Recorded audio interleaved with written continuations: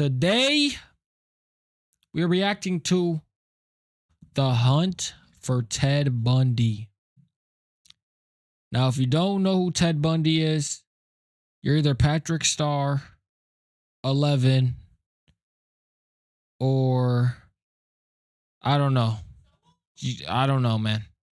Basically, quick rundown. Ted Bundy is a serial killer from America who confessed to killing over 30 people and probably killed more, they say. So we're going to watch it. We're going to react to it. I'm going to give y'all my thoughts. And to one coworker I work with, I will react more and watch less. If that makes you happy. All right, let's do this shit.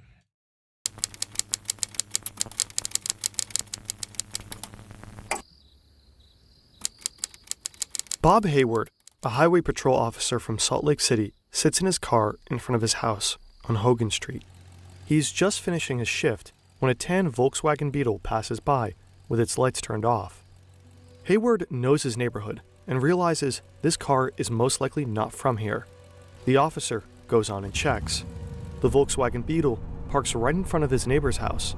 The owners are not home, only their 17 and 19-year-old daughters, alone. He turns on his brights to read the license plate. This startles the driver and he speeds away. Hayward chases him. The driver blows past one and then another stop sign. Hayward has no intention of letting the man escape. A few minutes later, the Beetle finally stops at an abandoned gas station. I feel like a if man you were gets trying out of to his get vehicle away, with his hands up. He you wears wouldn't blue have sped jeans, off. a black turtleneck, and tennis shoes. He has shoulder-long dark hair and smells of weed. Hayward points his gun at him. The man says he's a law student and was at the local drive-in watching Towering Inferno. So He then got why'd you lost speed on his off? way home. The only problem is that Hayward drove by the theater earlier. Towering Inferno was not being shown that night. The officer checks the man's car. And right there, he already got him.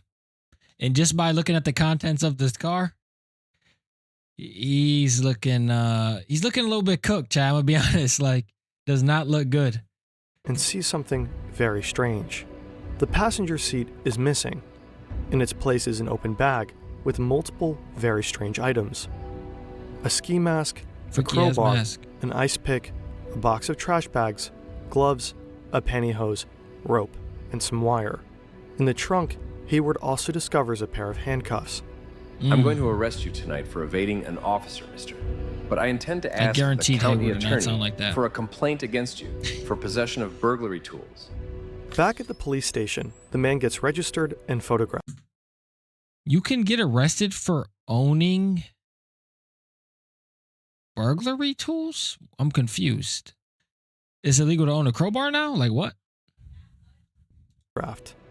While he had the necessary tools, there was no burglary to directly link them to. But without any evidence, he is free to leave the station on bail. Bob Hayward is suspicious. He is convinced that the man wanted to break into his neighbor's house with those two girls inside. Though it was only much later that Hayward would realize the man he arrested that night was none other than America's most infamous killer, Ted Bundy. Now, I don't know much about the case of Ted Bundy. I'll be honest. I am uninformed. So this is crazy to me. You're telling me a man who has killed 30 people, at least that's what he said, got caught this easily.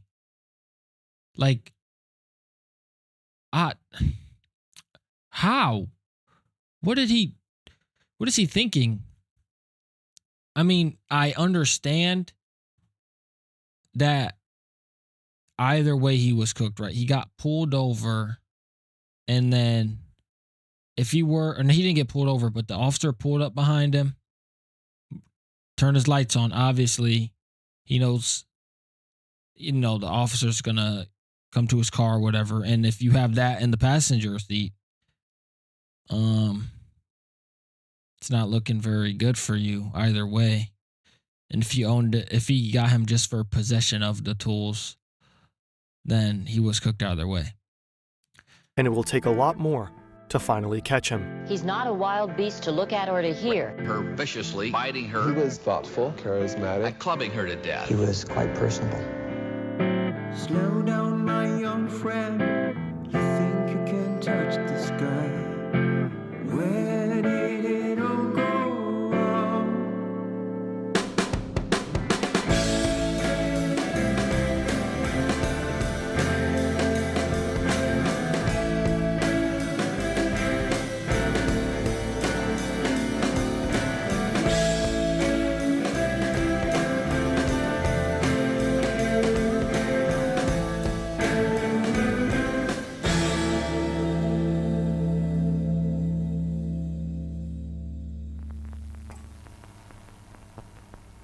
The 70s and 80s are the era of serial killers in the US. Jeffrey Dahmer, John Wayne Gacy, Charles Manson. But one of them stands out. Way easier. Ted Bundy. He's handsome, articulate, likable, even. Well, I'm sure it works. Yeah. And you've got to. Everything I've heard about Ted Bundy is like exactly that. Like he was super charismatic, good looking. So like he could easily influence somebody. Cause he didn't come off as like an odd guy, you know what I mean? Like John Wayne Gacy, Jeffrey Dahmer, like, you know, Jeffrey Dahmer, he just like, you look at him, he's like a strange guy. Have faith it'll work, or else you'd be reduced to some kind of, mumbling idiot. Theodore Robert Bundy was born on November 24th, 1946. He's a smart boy and grows up in a relatively normal working-class family. I grew up in a wonderful home with two dedicated and loving parents, one of 5 brothers and sisters. A home where we as children were the focus of my parents' lives, where we regularly attended church, 2 Christian parents who did not drink, they did not smoke, there was no gambling, there was no physical abuse or fighting in the home, but it was a fine, solid Christian home. But not everything is all right with Ted. Not From as funny early enough, of an buddy. age as 3 years old, he does strange things. When his aunt is sleeping, he arranges kitchen knives around her. When outside playing in the forest, he frequently takes apart mice. When swimming, he more than once tries to drown others. He never shows any signs of guilt. For a few years, he and his mother lived together. Nowadays, since we've had so many serial killers, like you see that in your children and you just know that it's not going to be good for them. I mean, but even still back then, you have to wonder, like, what is wrong with my kid? Why is my kid doing what they're doing? There's no way you don't like see this and think it's off-putting, especially like the no empathy part. Together with his grandparents. His family is religious, his grandfather a deacon. But the grandfather is also abusive and violent, a racist wife-beater and collector of violent porn. Despite all this, Bundy adores him and regularly peeks into his collection.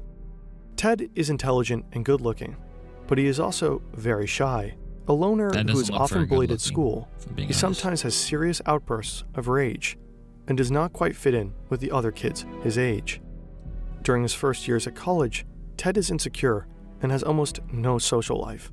I don't think any of this is too is when he abnormal, buys to be a honest. 1960 The like, you know, being like rageful and also being like kind of insecure and non-social in your first year of college. I don't like, especially for a guy, like the rage part, I don't think that's that abnormal. Like a lot of guys have anger issues, pent up anger. And just for people in general, the insecurity part, like, you know, if you're just going to college, it's a big change in your life. You're going to be insecure. You're going to be a little nervous. I mean, obviously not everybody, I can't speak for everybody, but I think that's pretty common. 68 tan Volkswagen gives him a sense of freedom and independence. Over time, Ted Bundy builds the... You're telling me when he got caught, he was driving his own car? Like, that just really makes you wonder. Like, were they even trying back then? Like, this is his fucking car. You telling me you weren't looking for this thing? The perfect mask. He appears as a goofy-ass confident shit. and charming young man now. Graduates in psychology, starts dating girls, and attends law school. But he doesn't care much about the law himself. Why does he graduate from psychology, then start dating girls? It's a little questionable. As a teenager, Bundy had a lengthy history of theft. When he turned 18, it was wiped. But the desire to commit a crime grows and grows inside him. On February 1st, 1974, Bundy breaks into a student's home, abducts, and kills his very first victim, Linda Ann Healy. Jeez. Bundy's victims are always attractive young women. He approaches them in public places, faking an injury or disability and luring them to his car. When his charm and good looks convinces the women that he's no threat, he beats them unconscious. For the bodies, he has a Wow. place on the floor of his tan Volkswagen, right where the passenger seat used to be. He drives to a secluded location where he brutally rapes, strangles, and kills them, often not even stopping there. Every month, I've thought about it, Tony, to be honest. That's crazy. I didn't know that all of his victims were like young women. Like, that's pretty bad. I did know that. I didn't know he primarily targeted women, but I didn't know it was only women. That's pretty terrible. more and more women disappear. I mean, it's terrible in general. Like, if it was 30 guys, it would still be just as bad, but I don't know. It just is like weird to know he targeted. It was targeted, you know what I mean? It wasn't just he was going out and killing a random person. It was targeted. First in Washington, then in Utah. The public is afraid. The police are desperate. For a very long time, nobody has a clue who did all this or how to find them. Before Ted Bundy, the term serial killer simply did not exist in people's minds. His facade is always well maintained. He even briefly works for the Seattle Crime Commission and writes a rape prevention pamphlet for women. Bundy knows exactly how to not leave any evidence. DNA tests were not yet invented, and even if the police would find something, departments at the time rarely shared information across state borders. But on November 8th, 1974, Ted Bundy makes a crucial mistake. He leaves a witness. Ooh.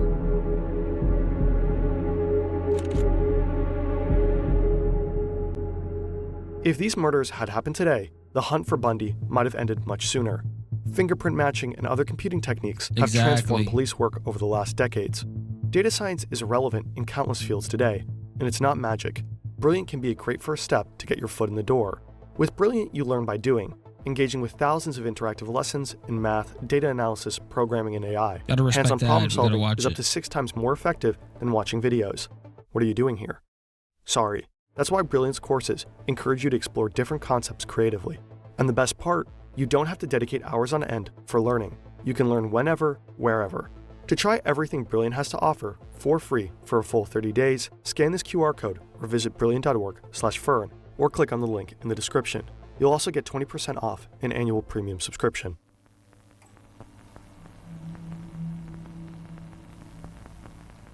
Chapter 2. Carol DeRanch is 18 years old. She's driving her 1974 maroon Camaro onto the parking lot of a Sears mall. She parks under a light and walks into the building. Carol is looking for books and stands just outside of Weldon's bookstore when a man approaches her. He introduces himself as Officer Roseland from the Murray Police Department. He is polite and well-dressed. Someone was trying to break into your car, he says. Then asks the woman whether they should check if anything is missing. She agrees, and they both go back to the parking lot. Carol looks into her Camaro, but everything is there. The police officer tells her that the suspect is back at the police station. If she joins him, they could file a complaint. Carol smells a slight whiff of alcohol and starts feeling uneasy, but the officer shows her a badge and she agrees to come with him. They go to the officer's vehicle, but it's not a police car.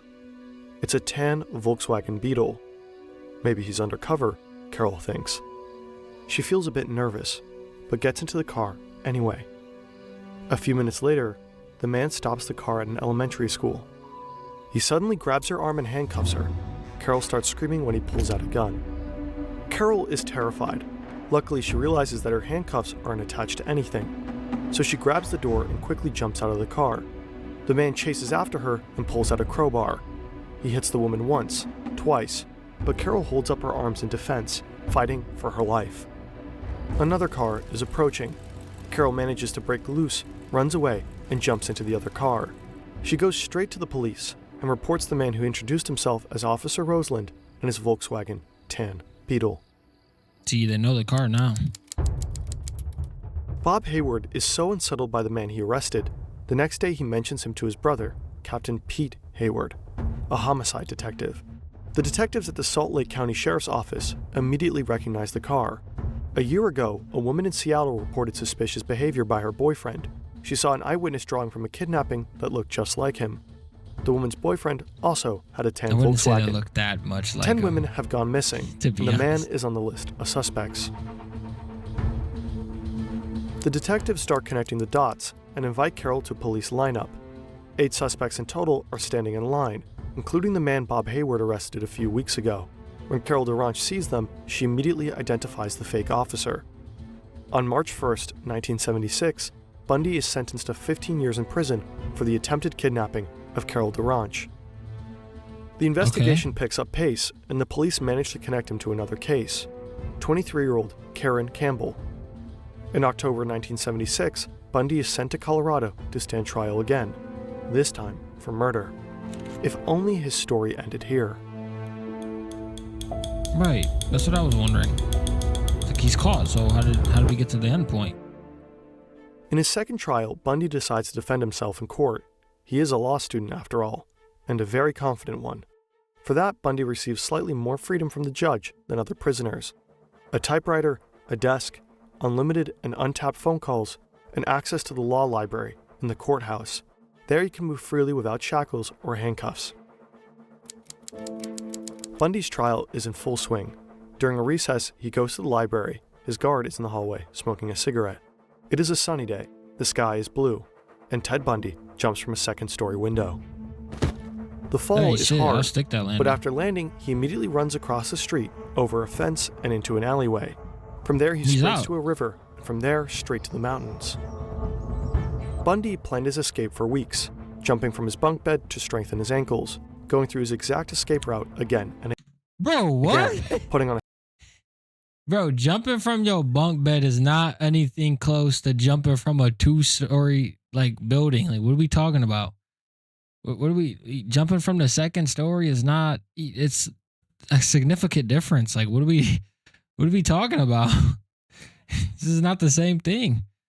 on a second layer of clothes under his courtroom outfit, practicing how fast he can change, getting a haircut, shaving his beard. A woman rushes into the courthouse and informs a guard that she saw a man jumping from one of the windows. The guards immediately sweep the floor. From the moment Bundy leapt from the windows, it takes them 10 minutes to realize he's gone. The police That's set enough up time. He's already roadblocks. gone by then. They send bloodhounds into the mountains and tell the residents to lock their doors. Radio stations and newspapers quickly cover the escape. 150 policemen are now hunting a killer on the loose. 150? Ted Bundy wanders through the mountains. He has nothing with him. No money, no food, no plan. Only a light shirt and his pants, and since he defended himself in court, a map of the area that was used in the trial. The whole day, he hikes up the grassy hills and by nightfall manages to cross the Aspen Mountain. The next morning, however, is cold and rainy. So instead of wandering further terrible south, conditions. he tracks back and finds a small cabin where he stays for the night. On day 3, Bundy leaves the cabin, now better equipped. He has some food, warm clothes, and a rifle. Bro On had a this day, lick on the the FBI cabin. joins the manhunt, bringing in helicopters.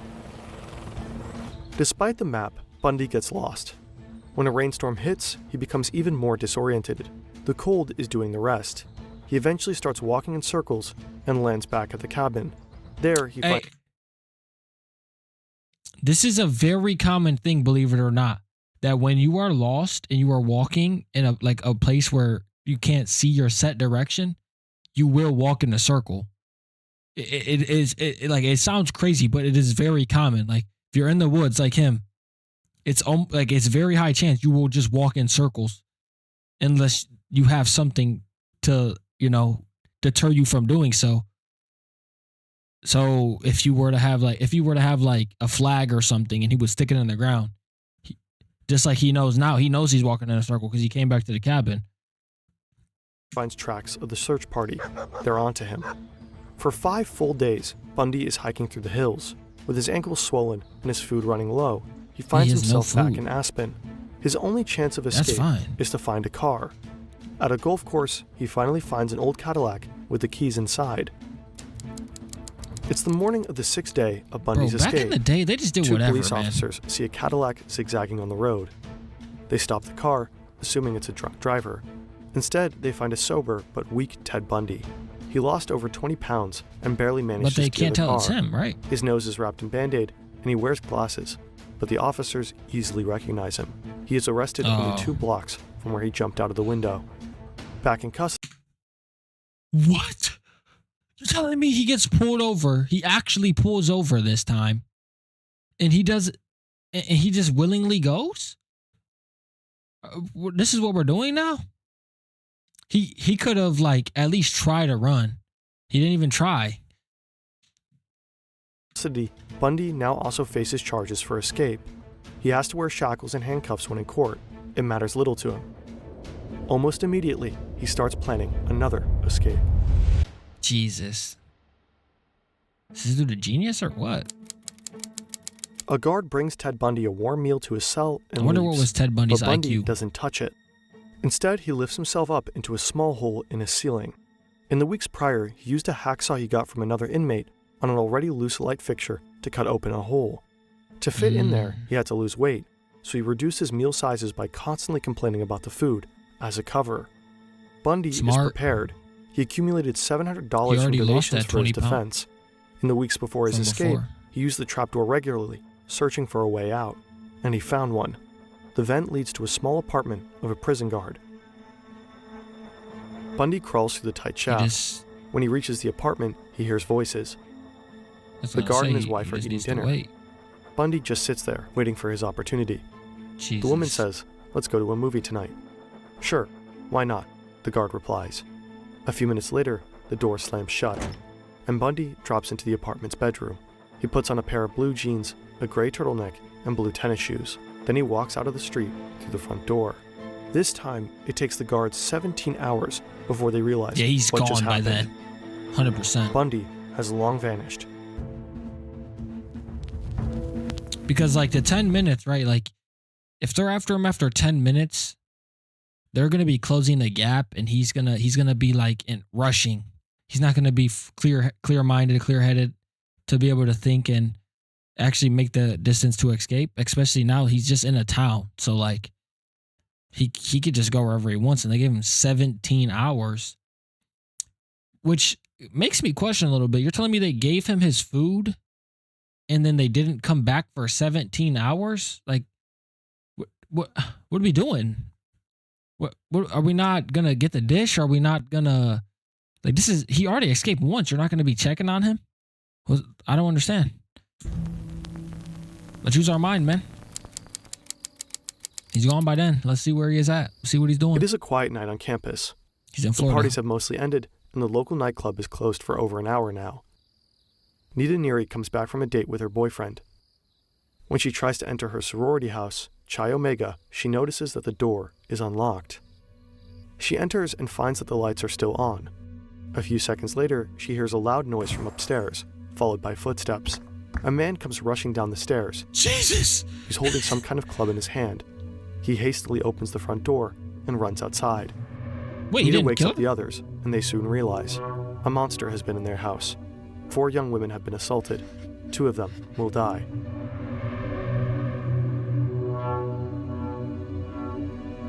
Wait, why would he leave like that, Ted Bundy tries abducting multiple women, but always fails. Until he finds 12-year-old Kimberly Leach.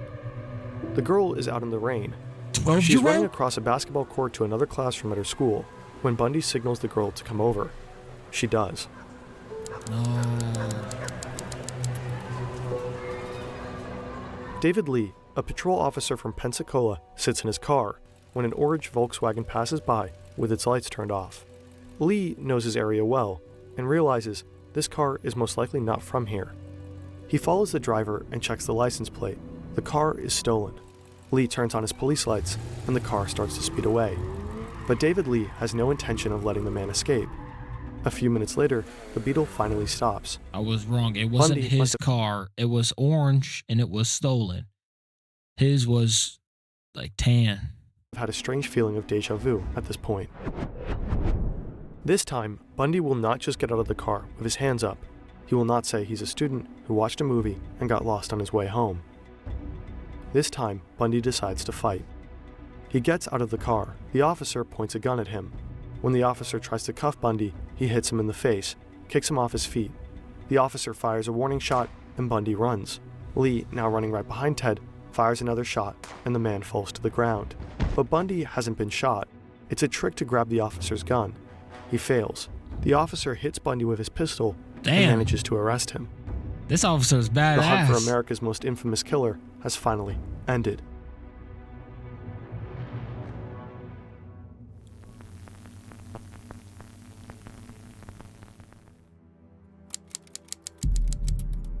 Bundy's trial began for the murders at the Chi Omega sorority house. Soon after, he went to court for 12-year-old Kimberly Leach. Bundy tried to defend himself, and in both cases pleaded not guilty. 1 month later, on July 23rd, Ted Bundy was sentenced to death. A few days before his execution, Bundy confessed to a total of 36 murders. Newer DNA samples showed that Bundy might have murdered over 100 people, starting his killings at the age of 14. What makes the trial of Ted Bundy stand out is not only his charming and likable demeanor, the ruthlessness of his murders, or even the fact that he managed to escape from prison twice. What makes Bundy's trial stand out was the trial itself. It was the first ever in U.S. history to be shown on national television. 3 murders, but is believed to be the killer of perhaps 40 women. Not just another death row inmate convicted of Ted Bundy. Since he defended himself in court, he had many opportunities to show his charming personality to the public. And many people were fascinated by him, especially young women. Are you a little scared when you look at him? Yes. It scares me to be in the same room with him, but I know there's other people in there.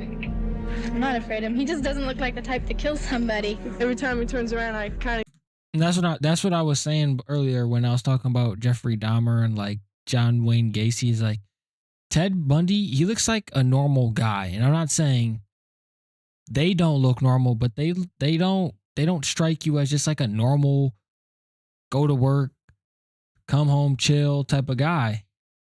No sound the whole time? I'll fix it real quick. No sound. Let's see.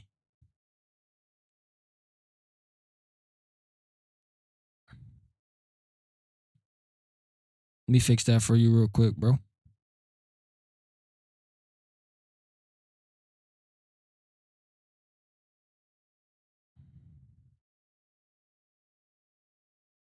That should fix, hopefully. I get that feeling, no, you know, he's gonna get me next, you know. But yet you're fascinated by him. Very, very. Why do you do it? I don't know. From all those women in the courtroom, there is one who stood out. She believed in Bundy's innocence almost to the very end. Carol Ann Boone, Bundy's girlfriend. He proposed to her during court. After his conviction, they even had a child together. Carol, do you want to marry me? I'm not going to be the one to say it, but I'm going to be the one to say it. We cannot let his spawn walk around freely. Call me the bad guy, but this guy is a devil, bro. He's a demon. We cannot let his spawn walk around freely, bro. Like, that baby needs to be monitored at all times, bro. I'm just saying. And I want to marry you. Yes. And I do want to marry you.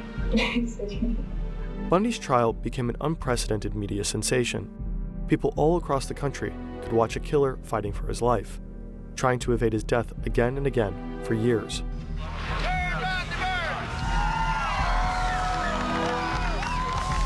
On the last day before his execution, television crews from all over the country came to Florida State Prison. Thousands of people gathered. They had signs with them and fireworks. At one point, the celebration got out of hand. T-shirts were sold with a phrase you could hear people chanting, "Burn, Bundy. burn. Jeez, that's a little extreme. On January 24th, 1989, after spending 10 years on death row, Bundy was executed via electric chair. The person who flipped the switch was a woman. Ted Bundy, even in death, stirred hatred.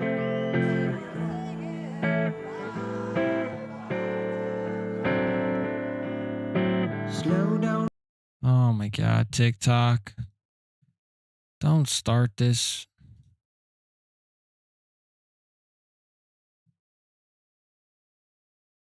Don't start this shit, TikTok.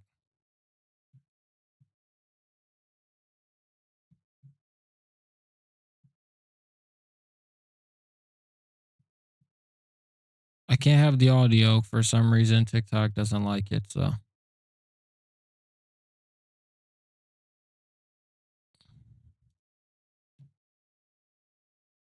This is the right audio, though.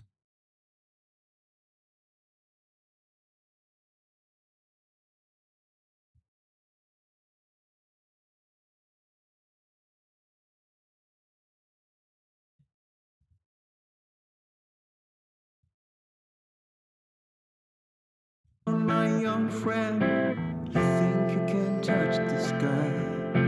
Where did it all go wrong? Where did it all go wrong? Slow down, my young friend, you think you can touch the sky? These are all his victims. Jeez, man.